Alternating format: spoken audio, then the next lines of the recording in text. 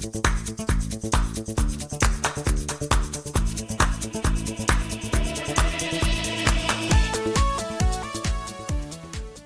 we're all loading in now. Good afternoon, everybody. Today's another good day for a coffee chat. It's January 21st. Today, I'm not joined by John, although John is in the room. I'm joined by Brent, a colleague of mine who's going to be taking care of T4, C5s, and also our personal tax season this year. Brent, how's it going? Oh, it's going pretty good. A lot to look forward to, I guess, and work-wise, and I'm excited to take over everything. So yeah, it's going pretty good. For sure, definitely. Yeah. Brent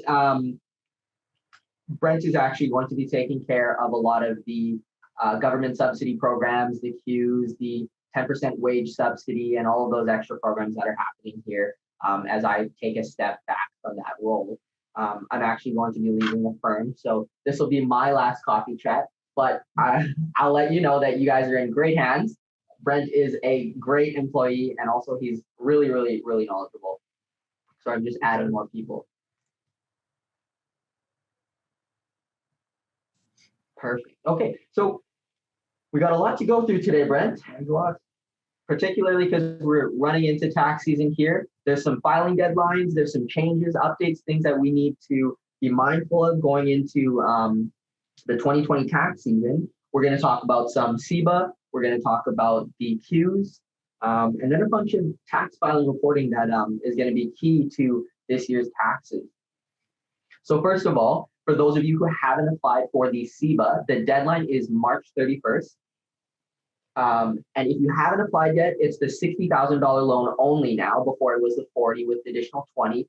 You can no longer apply for the 40. It is just straight up 60,000. And again, that's based on a minimum of $20,000 in payroll. Or if you don't have $20,000 in payroll, then it's the $40,000 in non-deferrable expenses. We've seen a lot of clients get this, and it's been really, really helpful. So if you haven't had a look at it yet and you haven't taken a look to see if you qualify, we highly encourage it. It's a good program to look at. The next thing that we have is the change in Eric. Yeah, sure. Sorry, one of the things I want to highlight is that from some of the legislation that's come out on the CEBA is that the new $60,000 loan adds a few more restrictions. Is that correct? Yes, that's true. The original 40,000 had a much looser definition of what the non-deferrable expenses were. Whereas the new definition actually narrows down those. I don't have them exactly off the top of my head, but it is important to note that this is much more specific with what they would like to see as non-deferrable expenses. Yeah, I've certainly, when I've read through the legislation, even some of the, I won't say the guarantees, but some of the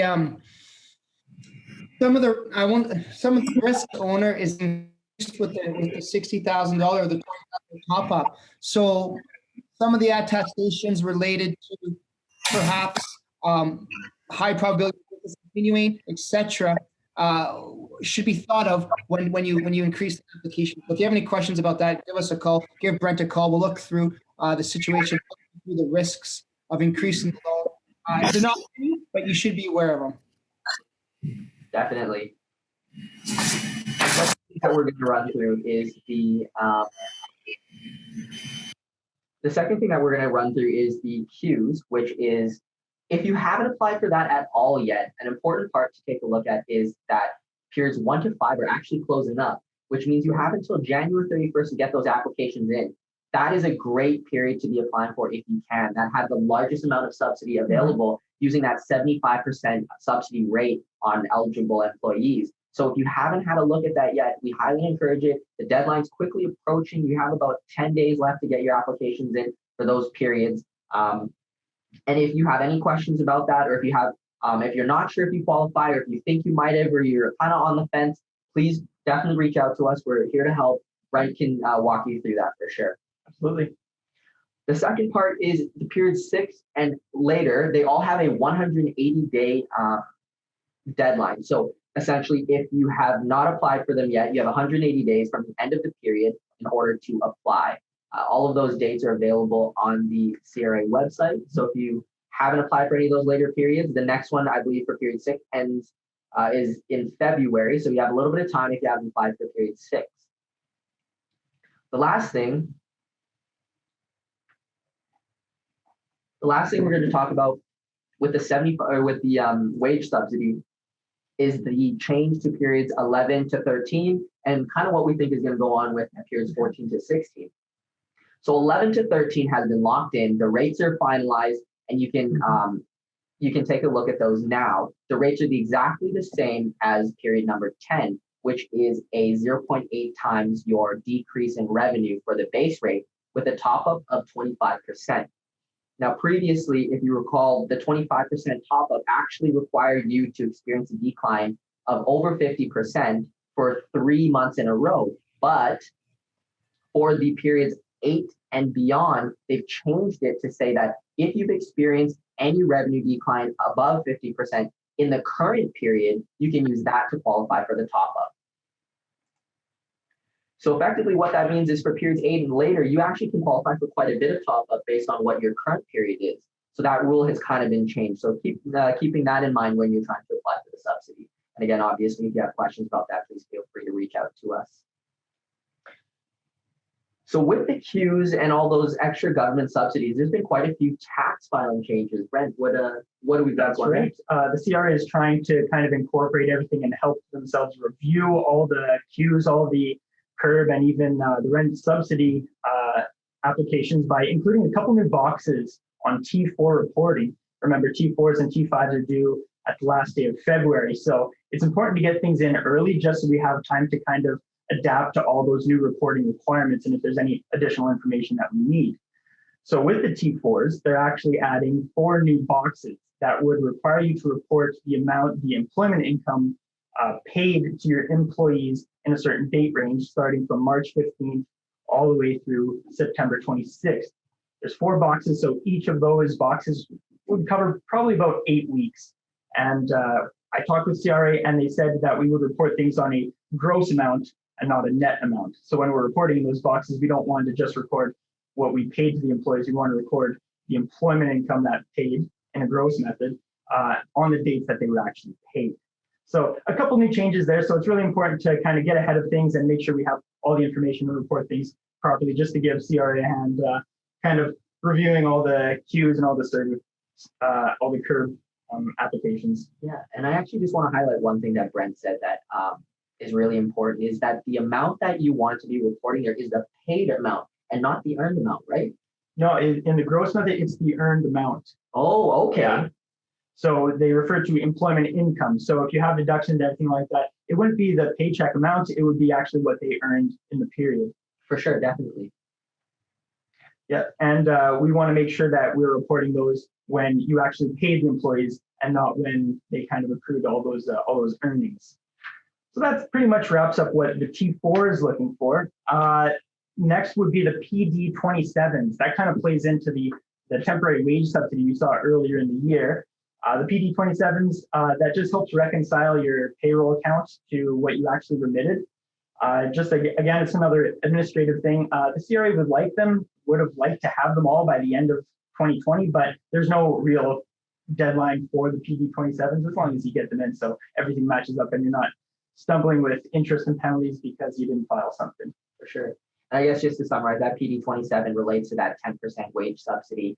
And the question is always, do I have to file this? Do I actually need to submit this to CRA? And even if you did not take any of that 10% wage subsidy, or maybe you didn't even know that the subsidy existed at the time for the periods that they're looking at, which I believe were March 18 to June 19. I may be off a little bit on those days, but between that period, even if you didn't reduce your remittances as a result of that subsidy, you are still required to submit this form. So just keeping that in mind when you're preparing your year-end filings. Yeah, for sure.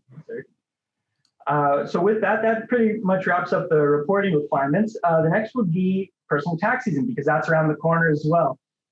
There's a couple new comments from the CRA regarding the home office expenses that people are wanting to claim just because of the whole COVID-19. There's a lot going around there. So the CRA wanted to streamline the process, so they issued a couple new forms, simplified forms. So the first one would be the T2200S, which is the simplified version of employment expenses.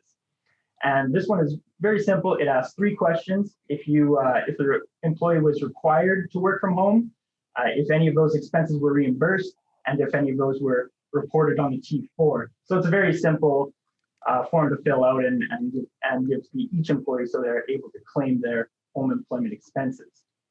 Now, where we actually claim them is another simplified form of the T777, which is your employment expense claim form. And that one just goes into, just helps guide the taxpayers kind of report what they incurred for home office expenses. There's a couple of methods to actually report those home office expenses. The first one is very interesting. It's the flat rate method that really caught a lot of us off guard that they would even be offering this. So the flat rate method is basically a $2 per day, I don't want to say allowance, but an expense, I guess, would kind of be what it is. $2 per day up to a maximum of $400 for each day you stayed at home. Now, to qualify for your home office expenses, you would have had to work from home for more than 50% of the time, and you would have had to work from home due to COVID, not some other reason. And for the temporary flat method, you don't even need employer certification. You can claim this whether the employer said that you had to work from home or not. If it was allowed, if you were able to work from home due to COVID-19, you can claim this expense. The next method for claiming home office expenses is kind of the detailed method where you can actually claim your expenses. And they kind of expanded what you can claim. Before it was kind of restricted, but I think they added a couple more things in there.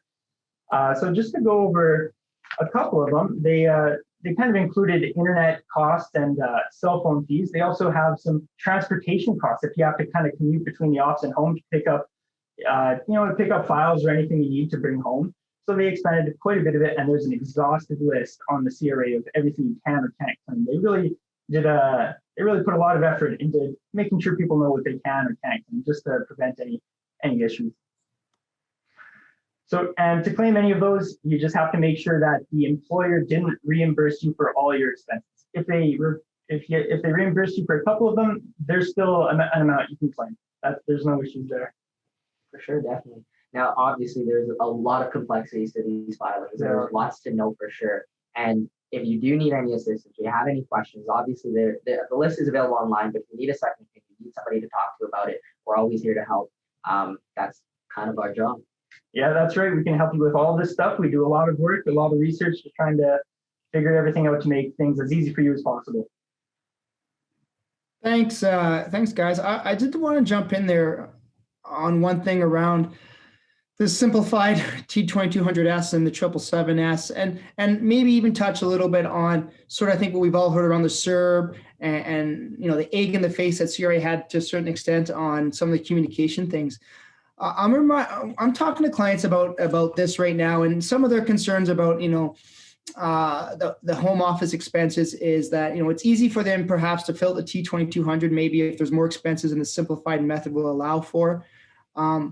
But what's the burden on the employee in terms of filing their taxes, cost of compliance, and is it worth it? And so I'm just reminding people that we often get pretty excited about expenses. Can we deduct expenses on our personal tax returns?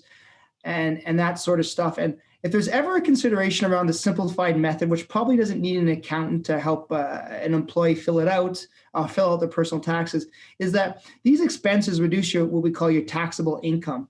So if someone's in that kind of mid-tax bracket range, call it that, that 49 to 96,000, the effective tax rate of their overall income after all credits is probably in the area of that 20 to 25%. It all depends on their personal situations and stuff like that. So if they're debating on what's the value of the more arduous sort of T2200 versus the 777S, I like to remind the client, I like to remind business owners that in the end, if the expense is between $400 and $600, but they have to hire someone to help them do their tax return, the savings is only 20% of that, right? So, on the simplified method where I think that it tops out at $400, $2 a day, at 20%, the savings is $80 on your overall tax compliance cost to CRA.